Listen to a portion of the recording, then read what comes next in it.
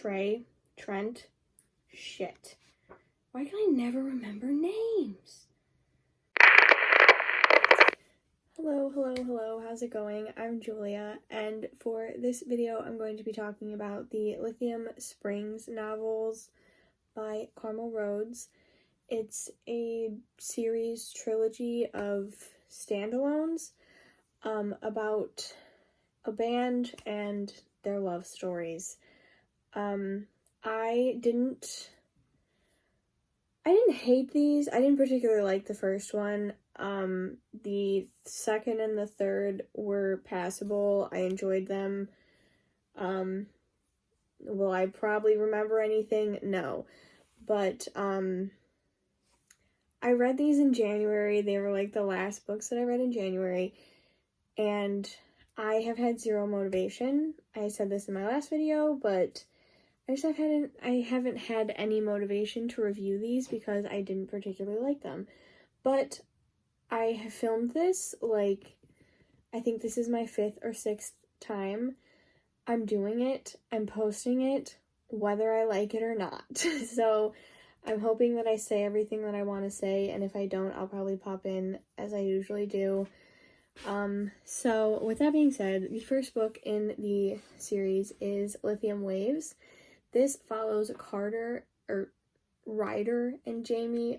Ryder is the lead singer, and Jamie goes to a bar with her friend Lo, who we literally never see again until I think the 3rd book, and she's in it for a split second. But they go to a bar, and Ryder is there because they're going to see this band play. And he hits on Jamie, and she wants absolutely nothing to do with him. She actually likes the bartender, her name's Tiffany. She is also not very relevant other than a threesome that they have in the back office, because that's the only way that she's gonna do anything with Ryder, Jamie. So they have a threesome in the back office. To each their own, whatever, but I thought it was weird. I thought it was unnecessary. So that happens, and then she refuses to give him her name, and then she works at a news company, channel, and they live in Seattle, and they have a segment where they talk about Seattle artists, and the band is in this segment. The woman who usually does it is conveniently has her baby, so Jamie has to do it, and then there's Ryder, and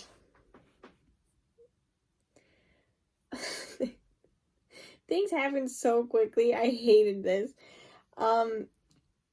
It was bad. It made my brain hurt slightly. I don't even know if I explained that well. I didn't. But basically, they meet, and it's insta-love, and I hate insta-love. It is my least favorite thing. It's just dramatic. This whole thing, I don't even know what the plot is. Have no idea.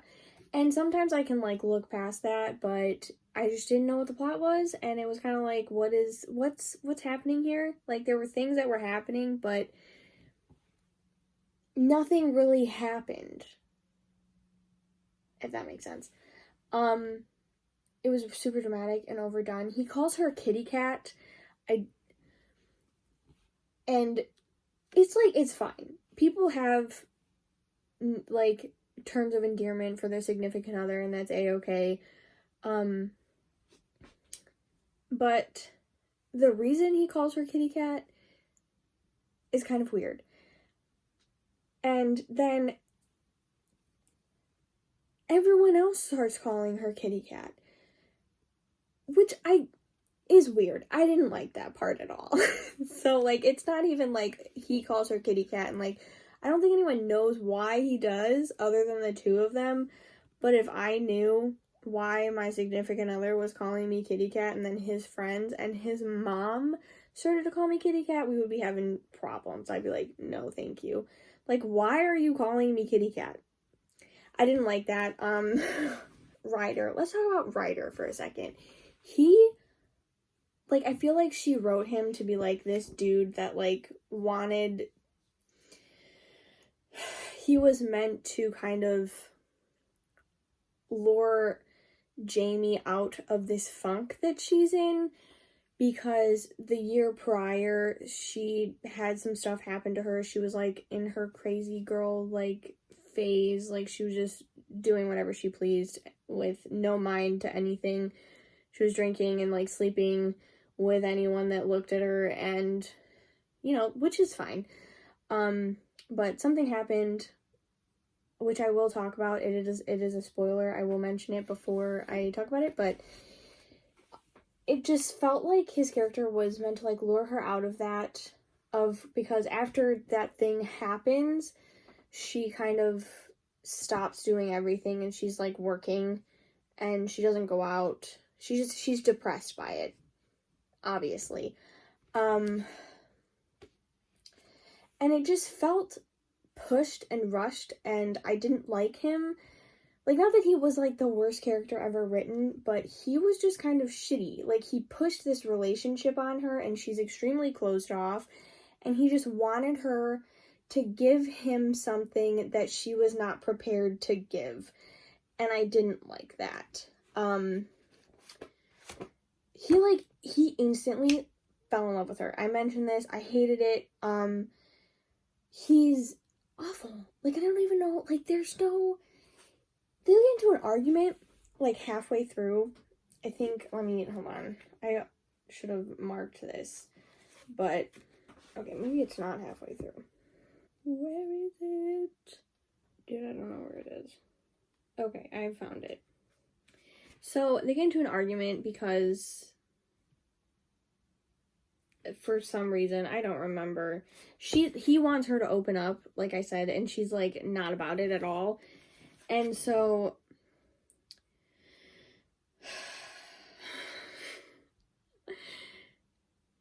he totally gaslights her. It's super annoying. Do you like this? Seeing me like this? Is it a game? How far can I push him until he snaps? Well, guess what? You're fucking winning. I give up, okay? Pushing him back, Jamie sneered. I don't know what you want from me. The first night we met, you fucked me and another girl in the back of a bar. What did you think this was? She brushed past him, but he caught her elbow before she could get far. Fuck that, Jamie. You can't throw that shit in my face now. I didn't ask for that. I didn't want that. You did. I didn't hold a gun to your head. That's not fair. But it is life. The two of them stood toe to toe, nose to nose. You don't always have to be a bitch. You know that, don't you? Jamie stiffened at the harshness of his words. And you don't always have to be a possessive asshole.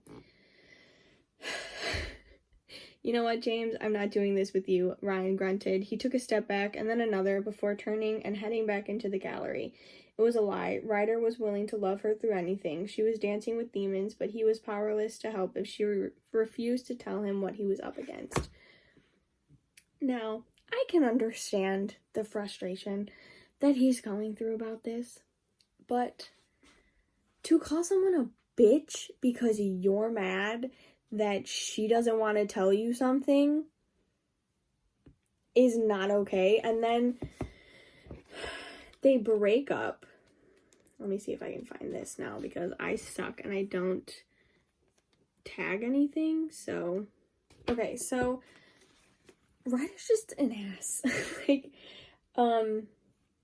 they break up and it's a couple months later and he sleeps with the bartender again. She's kind of like a groupie for the band. And, he says, oh God, is this it? She says, look, I know I'm just a girl. You guys fuck every once in a while. And he says, it's not like that. He said, suddenly feeling the world's biggest asshole. Tiff was a nice girl, too desperate for attention, but then again, weren't they all?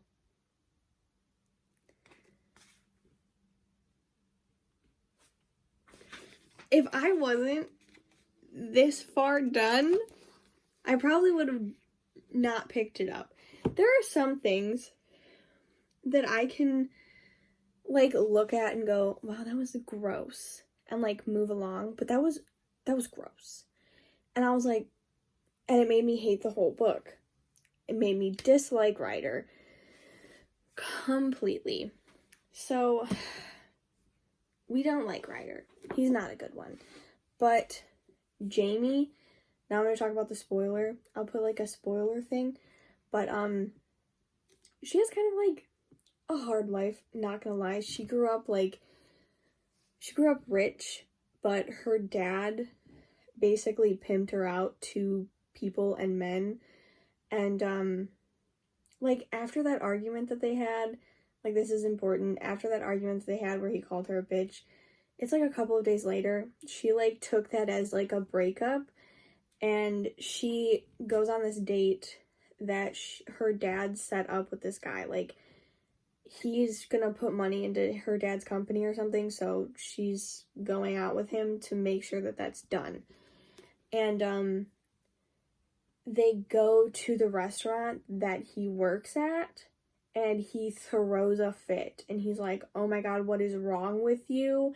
And it's like, dude, you literally walked away from her and called her a bitch. I would also be going on dates with other dudes. Granted, it had been 3 days, but that doesn't mean to start throwing shit at your job, you know? A little childish. But she's not even trying to go on a date with this guy. She's doing it for her dad. Like, he legitimately pimps her out, and it's gross. Her dad's gross. Her boyfriend's gross. Like, it's annoying. But, so, this is a spoiler. When she was, like, partying it up, she gets pregnant, and she doesn't know, and then she has a miscarriage. And I didn't like that plot at all. It felt unnecessary. It felt like another thing that was pushed. It felt like, here is another thing to make you feel bad for her when her life is already shit as is. Like, she's trying to get it together, and the way that she told him was also annoying. This was not, it just seemed pointless to me to put that in there. Like, this book seemed pointless to write. Unfortunately, I hate shitting on authors. I hate shitting on books because it makes me feel bad. Because obviously, everyone who writes a book, I would hope, puts a lot of time and effort and thought into writing the book. But I just don't think, like, this one just fell really flat. It was just not good, and I'm sorry. But it got me out of slump, though, because it was not good, but it was easy to read. So, I only gave that book 2.5 stars, and the other two I gave, book 2 and 3, I gave 3.5 stars, I think. The next book in the series is Lithium Tides, and this follows Carter and Kenzie. I forgot to mention her, but her and Jamie are best friends. I guess I don't really think it's important, but they fight constantly in the first book because Jamie doesn't like Kenzie's boyfriend, Trey. And that's basically it. There's some stuff that goes down, like, Kenzie goes on a Bahama trip with him and doesn't tell Jamie because she doesn't want to hurt her feelings because it's on her birthday. So, that happened. But, this is the book that I picked up this series, the reason I picked up the series. It follows Kenzie and Carter, as I said. Carter is the drummer, and they meet again at the bar. Kenzie goes with Jamie to the Rabbit Hole, which is the bar that the Lithium Springs band plays at, and she meets Carter, and they sleep together. It's his birthday, and, you know, things happen. And then she wakes up and she's like, oh my god. And she's trying to, like, end it, and they, like, they do stay away from each other for a while, but Jamie, who I kind of think is, like, it's kind of a shitty thing to do, but Jamie kind of pushes Carter on Kenzie, because she doesn't like Trey, and she likes Carter. So she's, like, sick at one point, and she's leaving for some reason to get secretly married.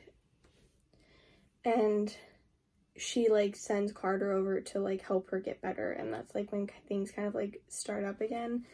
But basically that's what, like, the premise of this book is, like, she's cheating on her boyfriend and, like, realizing that it's shitty but continuing to do it.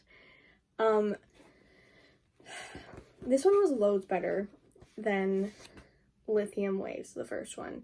Was it, like, so much better? No, but, like, it's, like, night and day in my opinion.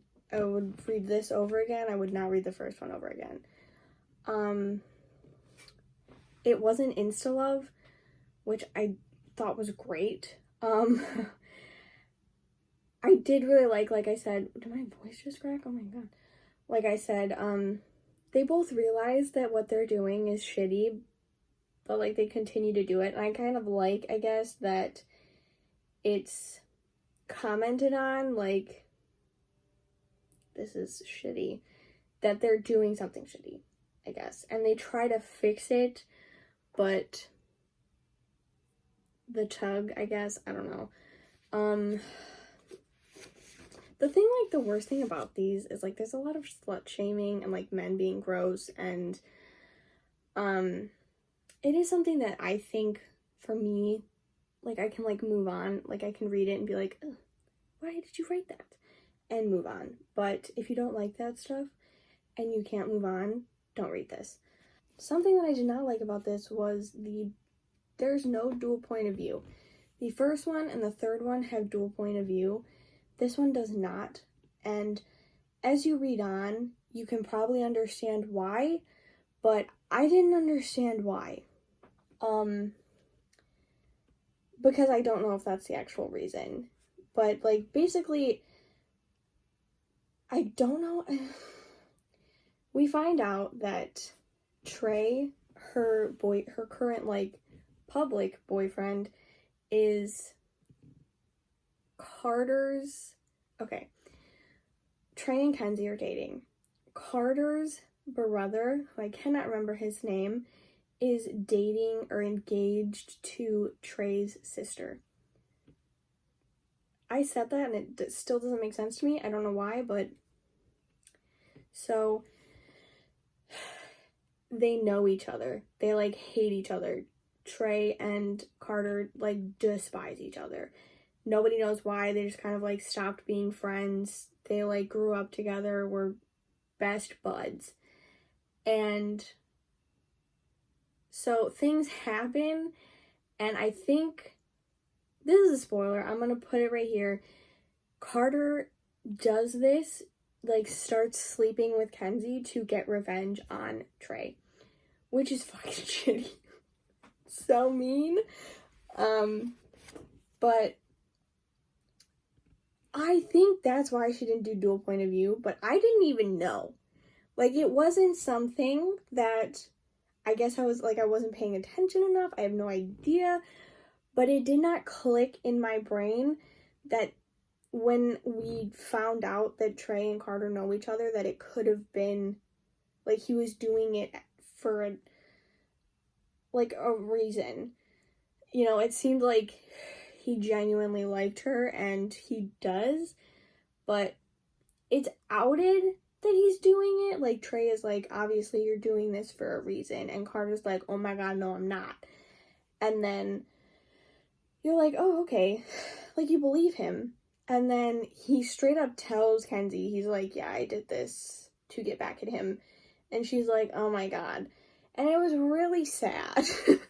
So, I do wish that we got his point of view, though. I did like, though, that it was a secret. That we didn't know that. But I feel like she could have written it, I don't know. I feel like she could have written it and not given it away. Does that make sense? So yeah, I did like this a lot more than the first one. Do I think it's the best book ever written? No, but they're quick reads, and I was in a slump. So this whole series, this trilogy, is really kind of like a hit or miss with anyone. So read it, don't read it. It's completely up to you. The last book in the series is Lithium Oasis, and this follows Javi, the bassist, and CT's cousin. I think it's Quinn. God, yes, Quinn. So Quinn and Javi have a history that they're not supposed to have. He slept with her without realizing that she was CT's cousin, and it started this huge thing, even though it shouldn't be CT's business at all.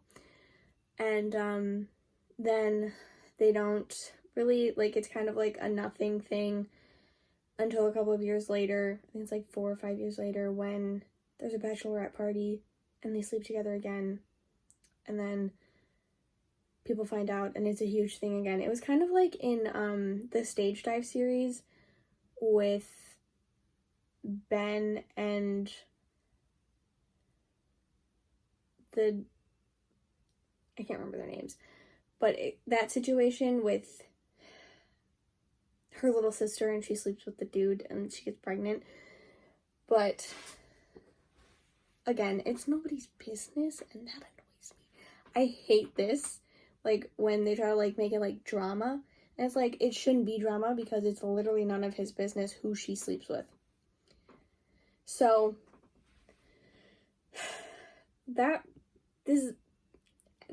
they're gradually getting more famous. And in this one, like, they got money.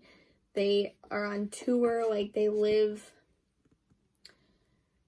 Kenzie and Carter live in the same neighborhood as Jamie and Ryder. Like, Jamie and Ryder, like, I think they have babies. Like, I can't remember exactly where we are, but I don't know how long it's been since the first one to the third one. But Javi lives in, like, a kind of like a man cave, like, he's by himself, and they're taking a break. So Carter and Ryder, like, go on vacation or something, or they have to go somewhere, and he's by himself, and he's like, Quinn, you should live with me, because she's got, like, a shit car. I don't know why, because she's got money too. I can't remember. This is the one that I don't remember much about. But I liked this more, I think, which is unfortunate that I don't remember much, but it wasn't like an immediate, like, oh my god, they're sleeping together, which I liked. Sometimes it's kind of, like, not nice, I don't know how to explain that, like, it's kind of like, it makes sense that that's how, like, the relationship starts, is, like, a one-night stand or something, but they've already slept together, and they're both trying to, for some odd fucking reason, respect Carter's wishes. Because, like, bro code, I guess. I don't know. But it was just, that was annoying. So she moves in with him, and then, you know, they get closer, and they sleep together. And I think that it made more sense with them because they have a past. Like, there was a connection before this started. Like, they had a history that we had to catch up on, and I liked that. Then it pissed me off. I also gave this 3.5 stars, but because I did enjoy it, but I wanted to stab Javi. So they're, like, in this relationship, and it's all fine and dandy. She moves out when Carter and Ryder get back, and she, like, stops talking to him, I think. I can't remember exactly, like, how this pans out, but this is a spoiler. This might be something that you won't want to read because it makes you uncomfortable. But basically she gets pregnant and she tells Javi that she's pregnant, and she's like, I don't want to keep it. And his reaction, like, pissed me off immensely. Like, I actually liked him, and then he did this. So she's like, I'd really, like, appreciate it if you were there for me. So if you don't know this, there's two ways. I've never had an abortion, so I don't know if there's more than these two ways. I don't think there is, but you can take pills and you can be at home while it happens, or you can go to the doctor and they can do it and then you go home. And it's done. So she decides to take pills, and she's like, hey, I'm home, I'm doing this, I would really appreciate it if you would be there for me. And he doesn't text her back. He texts Kenzie and Jamie and sends them over to her apartment to be with her. Now, I can understand, because he's Catholic. I can understand not liking it. I can put myself in his shoes and be like, yeah, I can understand why you're upset. But you have no idea, like, people are so, like, it's such a controversial thing to get an abortion. So to send over two people that she doesn't know very well, at least she's not really, like, it's not said that she knows them well, but you never know, even if you do know someone well, how they're going to react to that. How she would react to two extra people knowing. Some people keep that to themselves for the rest of their lives and never tell a soul. So him doing that, I thought, was super fucking shitty, when he could have just sucked up his pride and gone over there and been with her and done it and then left. Like, be like, I was here, I'm angry, I have to go. I hope you're okay. I can also understand why he didn't do it, though. But I just think it was shitty. And I didn't like him because of that. Like, it really upset me. And wow, like, he was just an ass to her. Like, he was a prick. And even after the fact, like, it's over and they don't talk to each other, he's such a jerk to her. And it really upset me. And I feel like he didn't grovel enough at the end. Like, she felt that he needed to forgive her for something that she did, when I feel like there shouldn't have been any apology coming out of her. And it just, there shouldn't have been any, like, he shouldn't have been like, oh, I forgive you. I can't remember if that happens, but, like, it shouldn't have happened if it did. He should have just been a grown-up and been like, this happens. He just upset me. Like, I liked him, and then that happened, and then I wasn't a huge fan. My whole point of this super long rant is that she didn't impregnate herself, and he should have been an adult, and no matter what his feelings about it were, been there for her, because they both made a decision to sleep together, and she got pregnant from that, and he should have just been by her side. But other than that, it was fine. I don't really know, like, there was so much drama in that one too. Like, she's dating another dude, and they're trying not to get caught, and that was a fun aspect to it, like, them not getting caught. But I think they do get caught. I can't remember. Shocker. But all in all, like, there's not very many reviews on here. Like,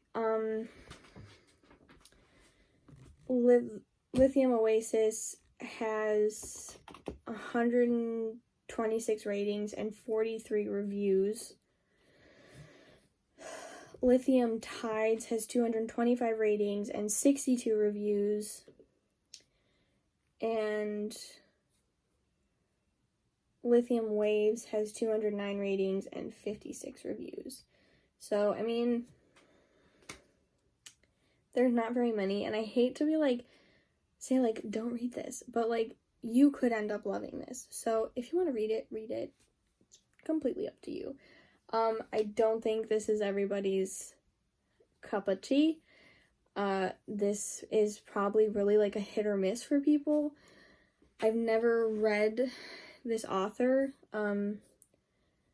She also has other books. Actually, I think I downloaded 2 on my Kindle. She has like novellas. They're only like 50 or 60 pages or something. I downloaded those on my Kindle. I think they were like 99 cents. But that's it. I don't know what else to say about them. They were fine. The first one was not fine. The second and the third were fine. Will I ever pick them up again? No. Will I ever say this is what you should read? No. I will never I will never recommend this to anyone because I don't think that they're that good. Unfortunately. I also don't understand, the third book also had dual point of view. I don't know if I mentioned that, but I liked that. That also kind of saved it a little bit. It also helped, like, another thing that I liked when we were in Javi's head was that we kind of understood why he was doing it, but it didn't make it any better. It was still shitty, but, it helped you understand a little bit more. So that's why I really love dual point of view. I wish more authors would do it. I wish more books were written like that. But, yeah, that's it. I hope you enjoyed. Thank you so much for watching. If you've read these, comment. We can talk about them. If I remember, make sure to like, comment, and subscribe. All that jazz. And I've been talking a lot. My voice keeps cracking. I'm sorry. I hope you're still using hand sanitizer and stuff because COVID and germs are real. That's it. Thank you. Bye.